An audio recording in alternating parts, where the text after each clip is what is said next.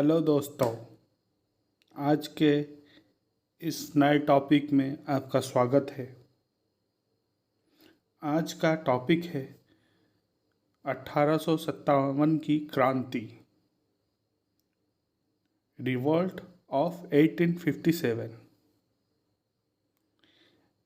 आप लोग जानते होंगे क्रांति शब्द। जो क्रांति शब्द का मतलब क्या है? हम लोग क्रांति शब्द को जो यूज करते हैं उसका मतलब क्या है? क्रांति शब्द का मतलब है अचानक आने वाला एक बहुत बड़ा सुधार, एक बहुत बड़ा चेंज। अचानक बहुत बड़ा आंदोलन जो होता है, किसी बड़े चीज की मांग के लिए आंदोलन किया जाता है, पर क्रांति किसी बड़ा सुधार के लिए किया जाता है,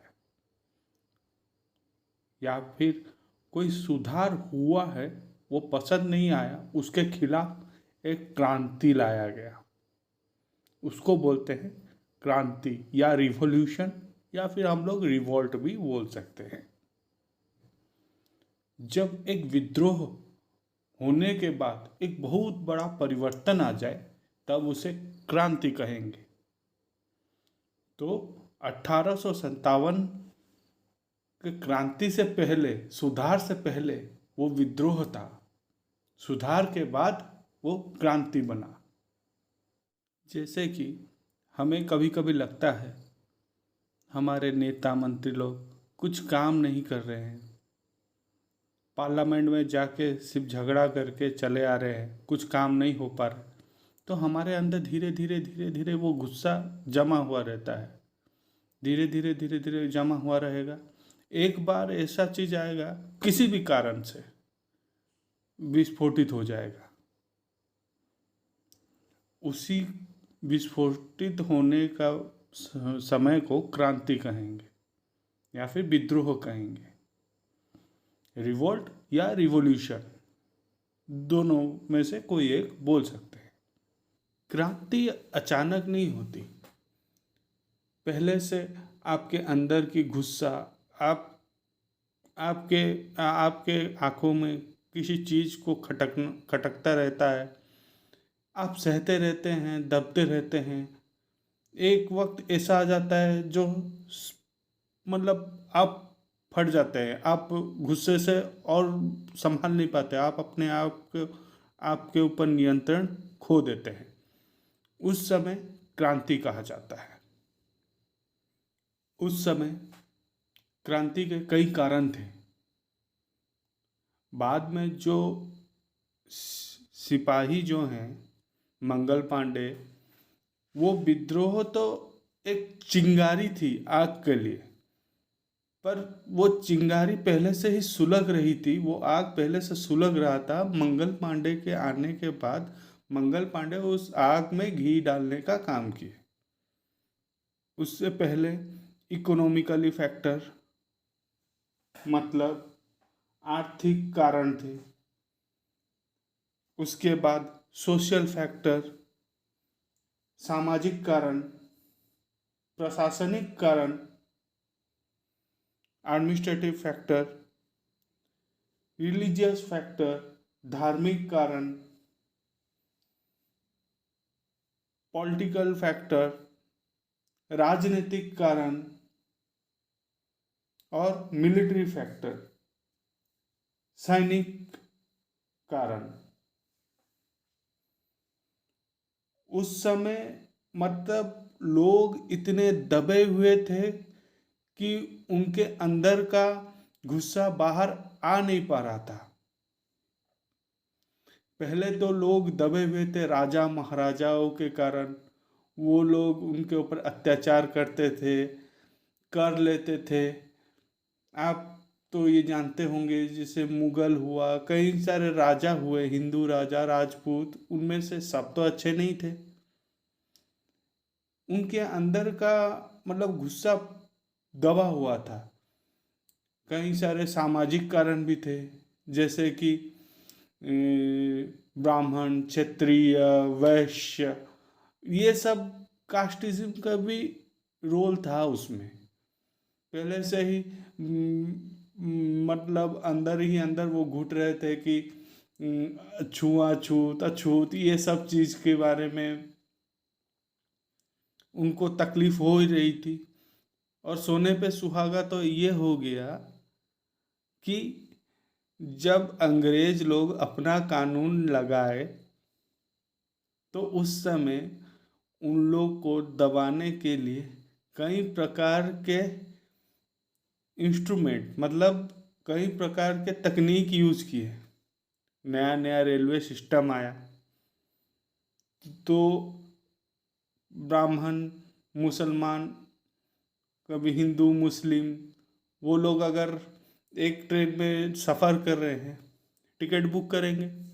टिकट बुक करने के बाद अगर कहीं गलती से ब्राह्मण को पंडित जी को ऊपर में सीट मिल गया, कोई मुसलमान को नीचे में सीट मिल गया, तो मुसलमान बोलेगा आए ये कैसे ऊपर बैठ गया, मैं उसके नीचे कैसे हूँ। या फिर कहीं पंडित जी को नीचे मिल गया सीट, ऊपर में किसी मुस्लिम को मिल गया, तो पंडित जी को भी ये मेरा धर्म नष्ट करेगा, वो मेरे ऊपर बैठेगा। अगर टीटी को बुलाएंगे टीटी बोलेगा get out from the train, तुम्हारा टिकट जो है तुम्हारा सीट नंबर जो है वहीं पे बैठोगे और कहीं पे नहीं। ऐसे ही कई प्रकार के कारण हैं। कर देना, किसान खेती ना होने के बावजूद भी राजा महाराजाओं को कर देता था, उसके बाद अंग्रेजों को कर देना पड़ा, ईस्ट इंडिया कंपनी को। तो कई प्रकार के कारण थे उस समय, पहले से ही लोग दबे हुए थे, बाद में उनको और ज़्यादा जब दबाया गया, प्रेशर कुकर में ज़्यादा प्रेशर होने से सीटी बजती है कि नहीं, वैसे ही उन लोग का भी सीटी बज गया। जो सिंघम फिल्म में देखे होंगे एक डायलॉग है, आजा माजी सटकली, तो वैसे ही उनका माथा भी सटक गया, बहुत हो गया उनका अत्याचार, वो और सहन नहीं कर पाए। चलिए जानते हैं उन सब के कारणों के बारे में विस्तार से, वो क्या क्या कारण थे, उनके विस्तार से हम लोग उनकी चर्चा करते हैं। पहला, इकोनॉमिक फैक्टर, आर्थिक कारण। अंग्रेज लोग बहुत सारे सुधार लाए, पर वो भारतीयों को अच्छा नहीं लगता था। क्यों? क्योंकि वो लोग लाए रैयतवाड़ी, वो लाए माहलवारी, वो लाए जमींदारी व्यवस्था, वो लाए स्थायी बंदोबस्त, जो कि किसानों को बहुत ही मतलब शोषित करता था। वो मतलब जमींदारों के हाथों में पावर चले जाता था, जमींदार जितना बोलते थे उतना ही लेंगे, उतना ही पैसे का लेंगे, जो बोलेंगे वही उगाना पड़ेगा, नहीं तो आप आपका आपका जो फसल है वो गया, बर्बाद हो गया। जमींदार लोग आपको लोन देंगे, शुद्ध देंगे, लोन देंगे, उसके ऊपर चक्रवृद्धि लोन लगाएंगे, चक्रवृद्धि सूद, लोन के ऊपर भी और एक लोन, वैसे कर कर के पूरी तरह से किसान लोग पूरा मतलब फ्रस्ट्रेट हो गए, मतलब परेशान हो गए। ये सब मतलब उन उन लोग को पसंद नहीं आता था। सिर्फ एक ही कारण तो नहीं होता है किसी बड़े विद्रोह का। हाँ, उन्होंने एक कारण तो दिया, एक बड़ा तबका, किसानों का तबका उनसे असंतुष्ट रहा, पर एक कारण नहीं है, दूसरा भी कारण है, सामाजिक कारण। अंग्रेज लोग अपने आप को बड़ा ऊंच समझते थे, मतलब उनकी स्किन जो है गोरा है, हम लोग का ब्राउन है, कुछ लोग साउथ इंडियन लोग का सांवला है। तो वो लोग अपने आप को कुछ ज़्यादा ही मतलब सुपीरियर सोचते थे, खुद को बहुत ज़्यादा ही बड़े सोचते थे। जिसके कारण वो भारतीयों से ज़्यादा मेल मिलाप पसंद नहीं करते थे और ज़्यादा एग्रेसिव रहते थे, हमेशा मतलब एरोगेंट रहते थे, घमंड घमंड से चूर रहते थे। अगर कोई भारतीय उनसे बात करता था, अगर कोई फैक्ट्री में काम कर रहा है, उसमें अंग्रेज एक मैनेजर है, कोई भारतीय वर्कर अगर जाके उनसे बात करता था, वो जैसे घमंड से चूर होकर, पूरा अहंकार से चूर होकर उनको हड़का देते थे। यहाँ तक कि आप लोग सुने होंगे कि यहाँ तक कि हमारे ही देश में रह के, हमारे ही देश में कई प्रकार के होटल रेस्टोरेंट बना के बाहर में बोर्ड लगा दिया जाता था, dogs and Indians are not allowed, मतलब कुत्ते और भारतीय प्रवेश निषेध है। इस तरह का वो लोग हमारे ऊपर अत्याचार करते थे। रिलीजियस फैक्टर मतलब धार्मिक कारण, धार्मिक कारण में बहुत सारे सुधार किए हैं। हाँ, भले ही वो अच्छे सुधार हो, पर आपको ये पता है कि कभी भी किसी के धर्म के एगेंस्ट में कुछ नहीं करना होगा। कोई भी धर्म के एगेंस्ट में कुछ करता है तो उस पे विरोध का सामना करना ही पड़ता है। अभी हम लोग देख चुके हैं राम रहीम के केस में, कई लोग आए उनके मानने वाले, भले ही कानून उनको गलत बोला हो, भले ही साबित हो गया हो कि वो बुरे इंसान हैं, पर उनको मानने वाले। उड़ीसा में ऐसे ही है एक सारथी बाबा नाम के, वो उनको बचाने के चक्कर में बहुत से लोग भी आए। वैसे ही बहुत प्रकार के धार्मिक कारण भी हैं, जैसे कि सती प्रथा। सती प्रथा को हटा देना, नर बलि को हटा देना, मतलब पहले बलि दिया जाता था ना, अभी भी हम लोग दुर्गा पूजा के नवमी में हम लोग बलि देते हैं, किसी बकरी वकरी का। मुस्लिम लोग का भी होता है बकरी ईद, वहाँ पे भी वो बकरी का बलि देते हैं, उनको काटते हैं। वैसे ही हिंदुओं में भी है, नवमी में बलि बलि की प्रथा। अभी बलि कम हो गई है, अभी कुछ लौकी या उसको मतलब बलि के रूप में उन दुर्गा माँ को चढ़ाते हैं। पर उस समय ये सब बहुत ही मतलब ज़्यादा थी। सती प्रथा में होता था कि अगर किसी महिला का हस्बैंड उसका बर अगर मर गया तो उसको भी, पति अगर मर गया तो पत्नी को लेकर आग में बैठा देते थे।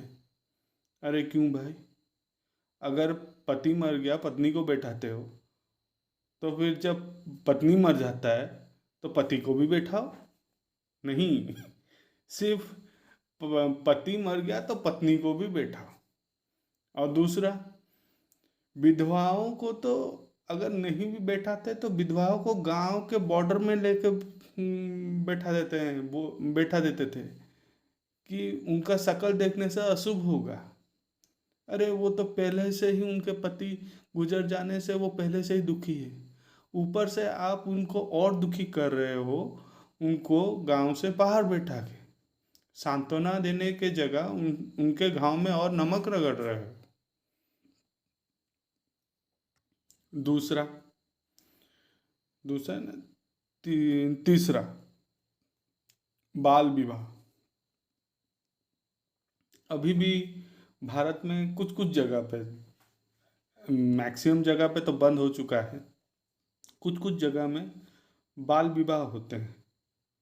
पर उस समय तो हद ही पार, 12 साल की लड़की के साथ, लड़की भी नहीं उस समय 12 साल की बच्ची ही होती है, बच्ची के साथ 30 साल 35 साल के बूढ़े को शादी कराना। अरे गोद में लेकर शादी कराते थे। मतलब वो बच्ची क्या जानती है समाज के बारे में, क्या जानती है शादी के बारे में, उसके पढ़ने खेलने के उम्र में उसको शादी करवा दो। और उन्होंने ये सब बाल विवाह बंद किया, सती प्रथा को बंद किया, और उन लोगों ने विधवाओं को तो पुनर्शादी करने के लिए कानून बना दिया कि वो दूसरी बार शादी कर सकते हैं। तो ये सब चीज़ भारतीयों को बड़ी खटकती थी। हम बाहर के लोग आके हमारे ही धर्म के, हमारे ही सामाजिक नियमों के का धज्जियाँ उड़ा रहे हैं, तो हाँ, तकलीफ तो होगी। भले ही वो अच्छा कर रहे हों उस सामाजिक सुधार में, सिर्फ सामाजिक सुधार में भले ही वो अच्छा कर रहे हों, पर तकलीफ तो होगी। अभी भी तो तकलीफ होती ही है। अभी भी मैं अगर आप किसी बाबा को, किसी ऐसे जैसे राम रहीम, उनको मानने वाले जो हैं, अगर हम अभी भी उनके बारे में कुछ बुरा बोल दें तो उनके समर्थक आपको नहीं छोड़ेंगे। आज के लिए बस इतना ही। दूसरे वीडियो में बाकी और कारणों के बारे में बताऊंगा। तब तक के लिए बाय, फिर मिलेंगे।